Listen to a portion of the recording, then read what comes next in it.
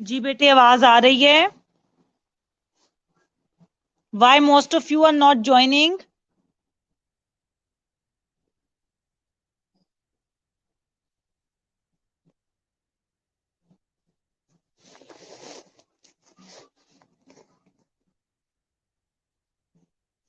Okay बेटे, 6 लोग अभी तक ऑनलाइन हुए हैं। क्विकली क्विकली ज्वाइन कीजिए प्लीज।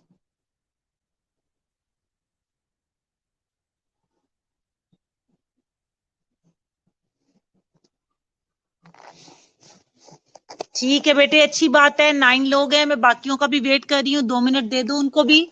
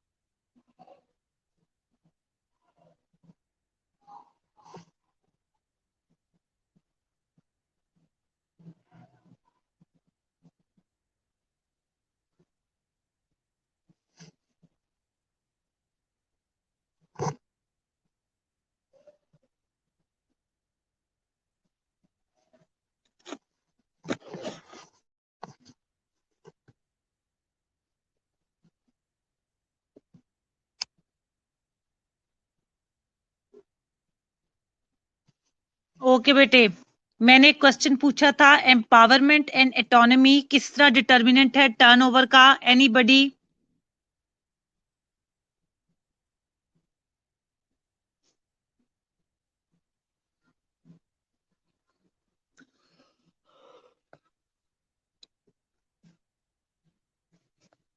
बेटे, एम्पावरमेंट एंड एटोनमी कैसे डिटर्मिनेंट है टर्नओवर का? I need answer please.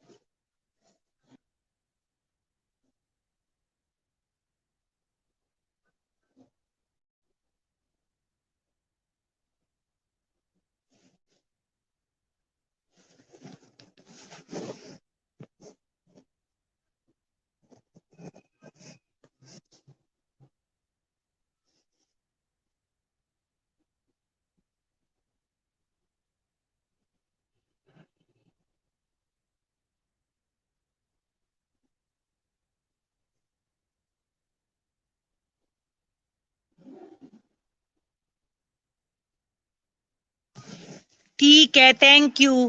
Okay, अब मुझे और बताइए, आखिरी वाला, इकोनॉमिक फैक्टर्स कैसे डिटर्मिनेंट है टर्नओवर के?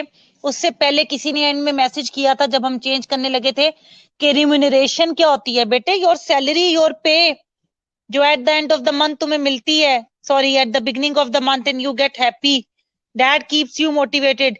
कहीं पे अगर कोई 3-4 चीजें तुम्हें ना भी पसंद आ रही हो, सैलरी अच्छी होती है तो तुम कहते चलो कोई बात नहीं, हमें बर्दाश्त कर लेंगे, सैलरी तो अच्छी है। लेकिन अगर उन 3-4 चीजों के साथ सैलरी भी अच्छी ना हो तो यू विल डेफिनेटली लीव।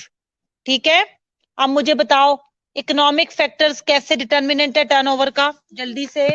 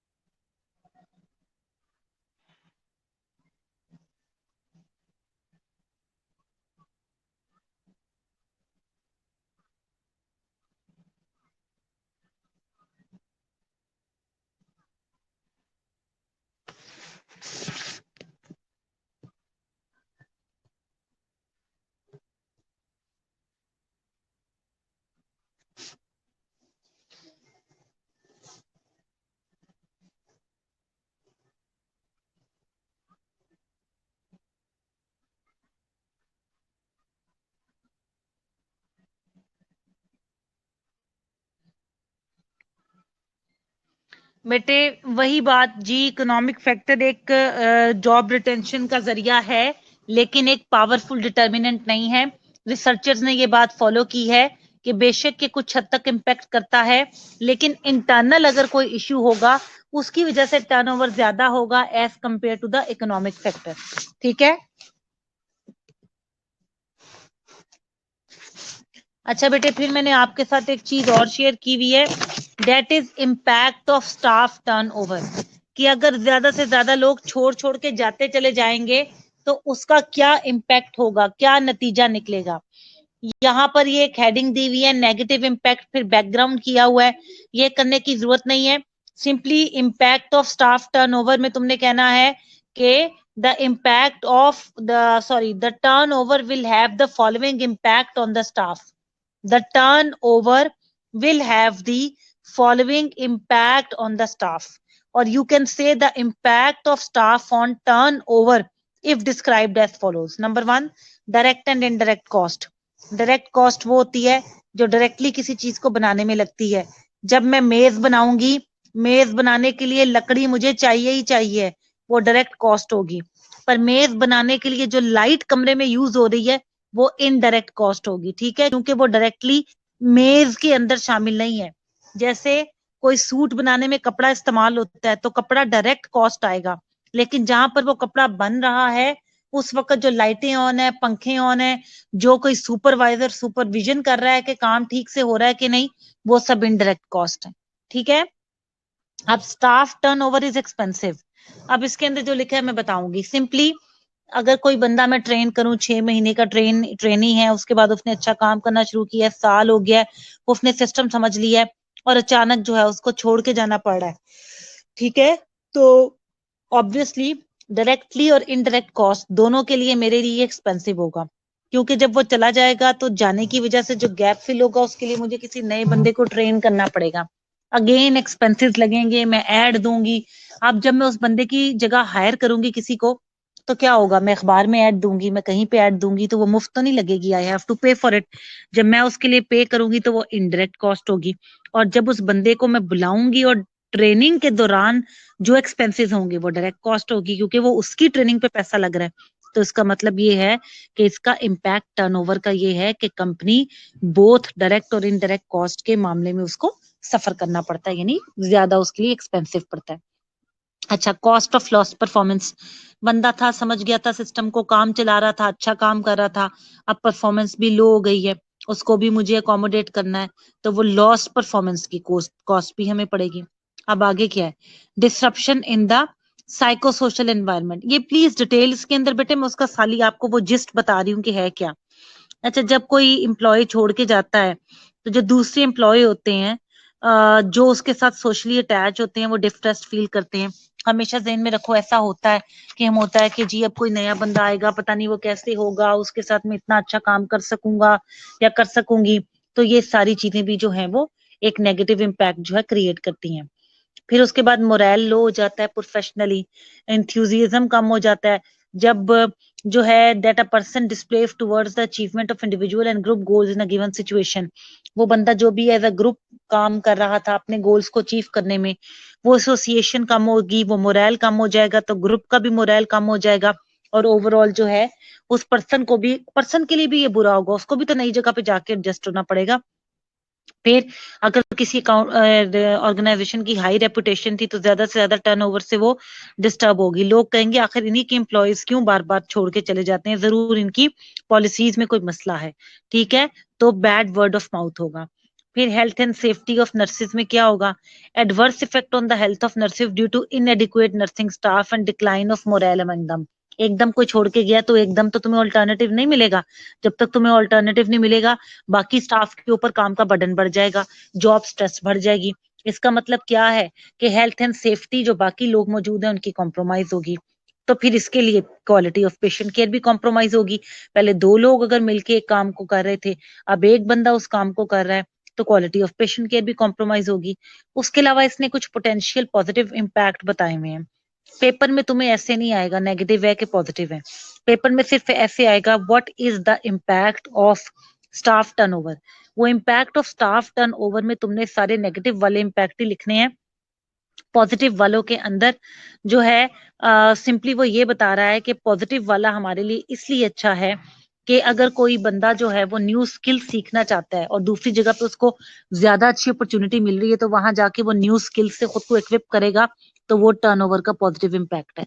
इसके अलावा अगर कोई बंदा स्लगिश है, प्रॉपरली काम नहीं करता और जो है वो ऑर्गेनाइजेशन पे भी बोझ है, तो अगर उससे गेट रिट करने के लिए टर्नओवर हुआ है तो पॉजिटिव इम्पैक्ट है, मे बी उसकी जगह कोई आके ज्यादा अच्छे तरीके से उसको रिप्लेस करें। प्रोडक्टिविटी भी बढ़ सकती है अगर कोई बेटर पर्सन जो उस जॉब के साथ मैच करता हो वो आके वो काम करना शुरू करे। तो टर्नओवर का पॉजिटिव इम्पैक्ट भी है और नेगेटिव इम्पैक्ट भी है। पेपर में तुम्हें सिर्फ जनरली आएगा what is the impact of turnover. Negative impact की हेडिंग्स तुमने देनी है, उनके बारे में लिखना है। एंड में खाली पॉजिटिव पोटेंशियल इम्पैक्ट की एक हेडिंग तुमने देकर उसमें ये 2-3 पॉइंट्स लिख देने जो मैंने तुम्हें बताए। समझ आ गई है? अब 5 से 6 मिनट का टाइम दे रही हूँ, इसको प्लीज अभी के अभी रीड आउट करो। ये जो सारा मैंने पढ़ाया है ना, इम्पैक्ट क्या होता है टर्नओवर का स्टाफ के ऊपर, इसको रीड आउट करो अभी के अभी। जो नहीं समझ आ रहा you can ask me. Your time starts now.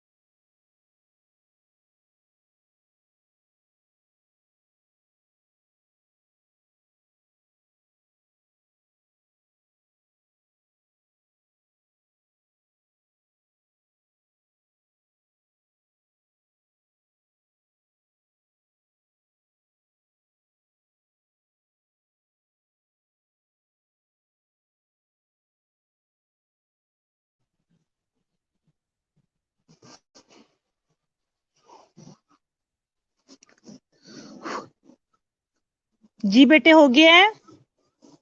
Are you done?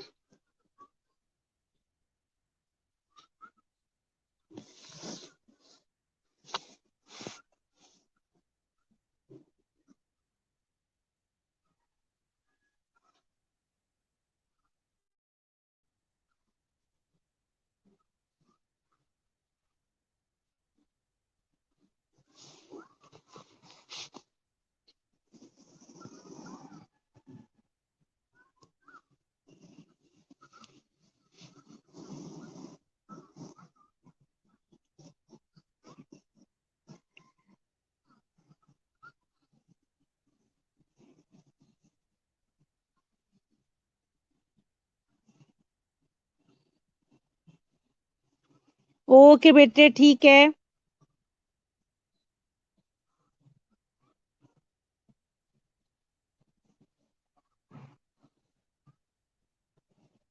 अब आगे मैंने आपके साथ एक और शेयर किया हुआ है, ये एक और पेपर का इंपॉर्टेंट क्वेश्चन है। What strategies are to be followed for staff retention? Staff को रोकने के लिए, रिटेंशन करने के लिए क्या स्ट्रेटजीज फॉलो करनी चाहिए? ये पॉइंट्स बने हुए हैं, ये पेपर में ऐसे ही आता है और ये ऐसे ही लिखना है, और बहुत इंपॉर्टेंट क्वेश्चन है ये। ठीक है, ये मैं रीड आउट करने लगी हूँ please. Retention strategies. Following are the ways that can help nurses to retain in the institute. Improving the skills of operational level nurses. ठीक है, जो ऑपरेशनल लेवल नर्सेज हैं, जो इन्वॉल्व हैं, उनकी स्किल्स को इम्प्रूव किया जाए। वर्किंग जो रिलेशनशिप है वो गुड प्रोवाइड किया जाए। Training and development should be a regular feature in the department for the nurses of all levels. ठीक है, ट्रेनिंग और डेवलपमेंट यानी कि जो ये टाइम टू टाइम सेशन होते हैं ना ट्रेनिंग के लिए, वो नर्सिंग डिपार्टमेंट में काफी इंपॉर्टेंट है और उन्हें रन किया जाए ताकि जॉब सेटिस्फेक्शन रहे और रिटेंशन स्ट्रेटेजी रहे। अच्छा, career development should be one of the organisational policies. Career development कई ऑर्गेनाइजेशंस के अंदर अलग से डिपार्टमेंट्स होते हैं जो आपको फर्दर गाइड करते हैं कि आगे अब खुद को आप इंप्रूव करने के लिए या आगे बढ़ने के लिए क्या कर सकते हैं। अच्छा, there should be a personal development plans for all staff, wider access to training opportunities, more staff progressing to new and more demanding roles. ठीक है, वही हमारे पास काम करने के लिए, अपॉर्चुनिटीज को एक्सेस करने के लिए ज्यादा से ज्यादा हम उनको कंपेटिटिव एनवायरनमेंट प्रोवाइड करें। अप्रेजल मेथड्स होने चाहिए जो कि प्रैक्टिकेबल हो, कोई अच्छा काम करे तो उनको अप्रेव दिया जाए। गुड कम्युनिकेशन मेथड्स को एनहांस किया जाए। Provision of good working conditions और वर्क लाइफ बैलेंस। ठीक है, कि काम के साथ साथ वो अपने घर की भी लाइफ को बैलेंस कर सके, इतना उन्हें बर्डनाइज ना कर दिया जाए कि उन्हें लगे कि इस जॉब में आके तो हमारी घरेलू लाइफ या हमारी पर्सनल कोई लाइफ नहीं रही, तो आओ स्विच करते हैं।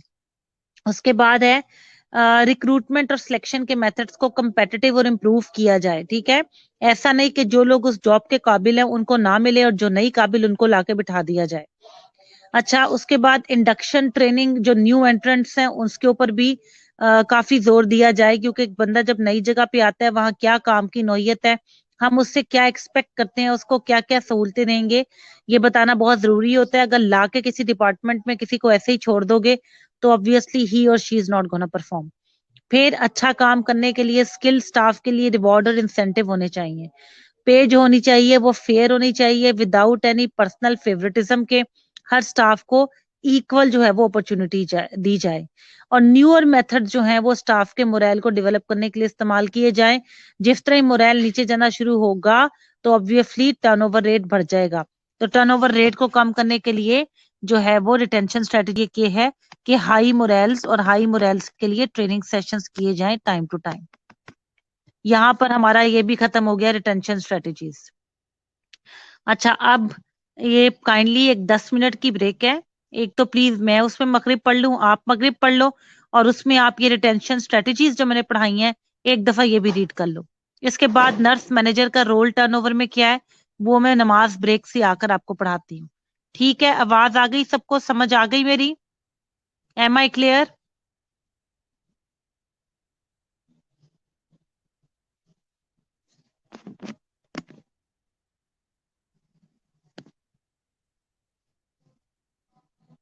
ओके बेटे, थैंक यू।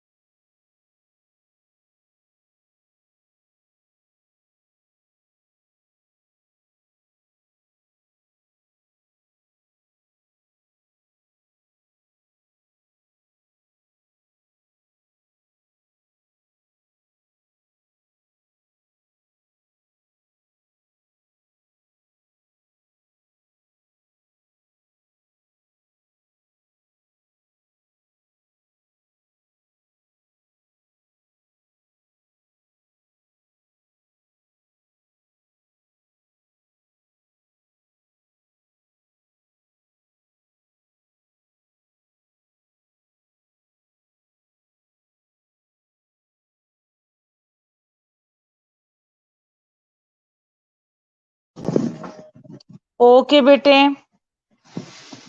जो आपने पढ़ना था वो पढ़ लिया बेटे? मेरी आवाज आ रही है?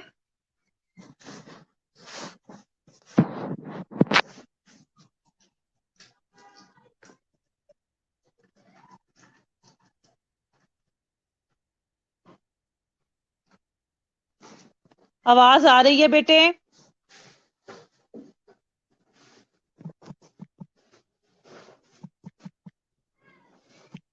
ठीक है।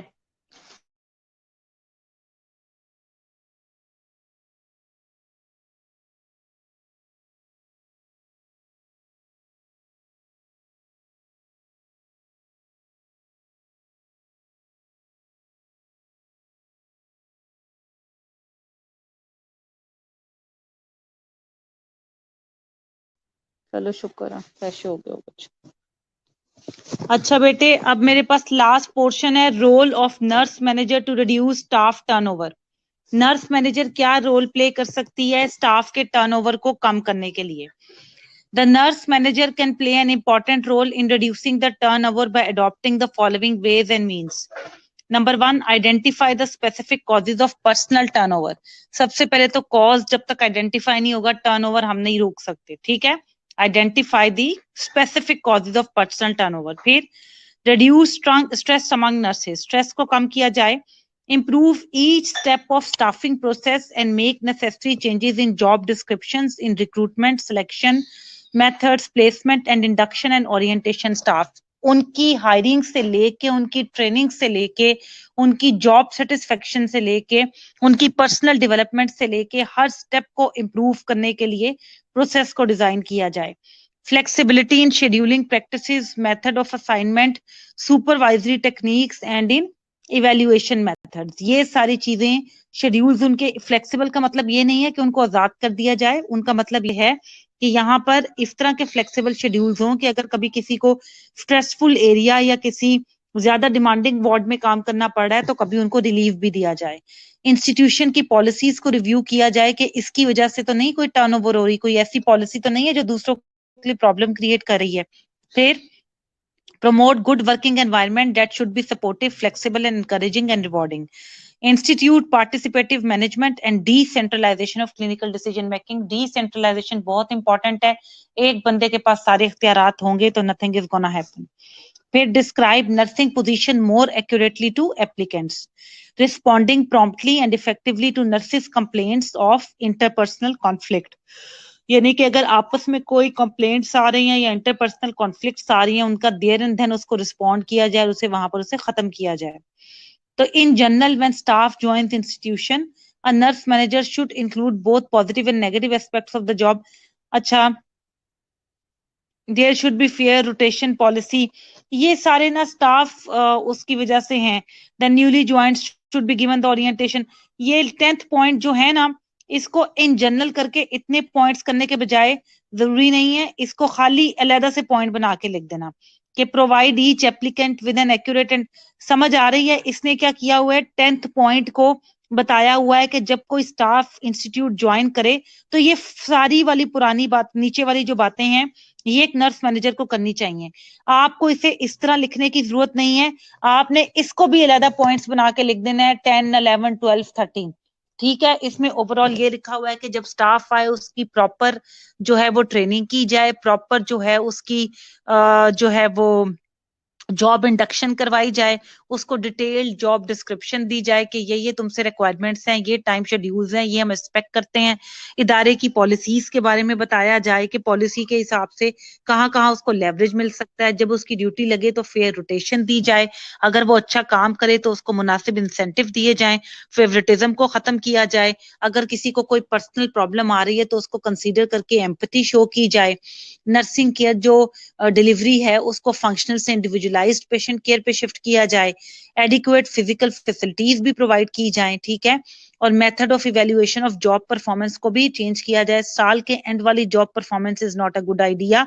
टाइम टू टाइम जब हम परफॉर्मेंस इवेल्युएशन करें, लाइक आफ्टर एवरी 3 months और 6 months, that is a much better plan. क्योंकि ऐसा हो सकता है कि कोई शुरू में बहुत अच्छा कर रहा हो, एंड में खराब कर रहा हो, तो उसकी खराब रिपोर्ट जाएगी। कोई शुरू में बहुत खराब कर रहा हो सारा साल, एंड में आके बिल्कुल अच्छा करना शुरू कर जाए तो अच्छी रिपोर्ट जाएगी।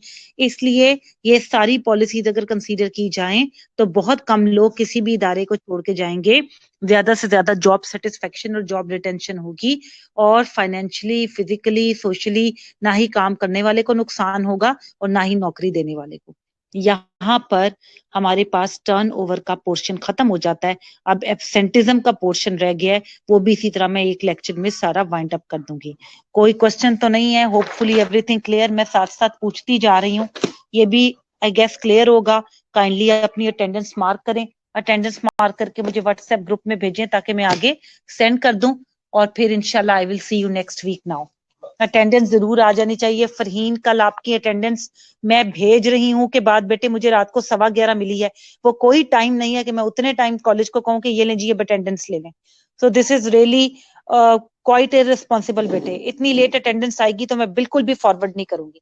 अटेंडेंस मुझे सबकी टाइमली आ जाती है सिवाय तुम लोगों के, सभी बिजी हैं बेटे अपने एंड पे। टाइम अटेंडेंस आएगी तो मैं फॉरवर्ड करूंगी, वरना मैं फॉरवर्ड नहीं करूंगी। मैंने कल वाली फॉरवर्ड नहीं की और ना ही मैं करूंगी। टाइमली मुझे मिल जानी चाहिए। Take care, see you next class, अल्लाह हाफिज।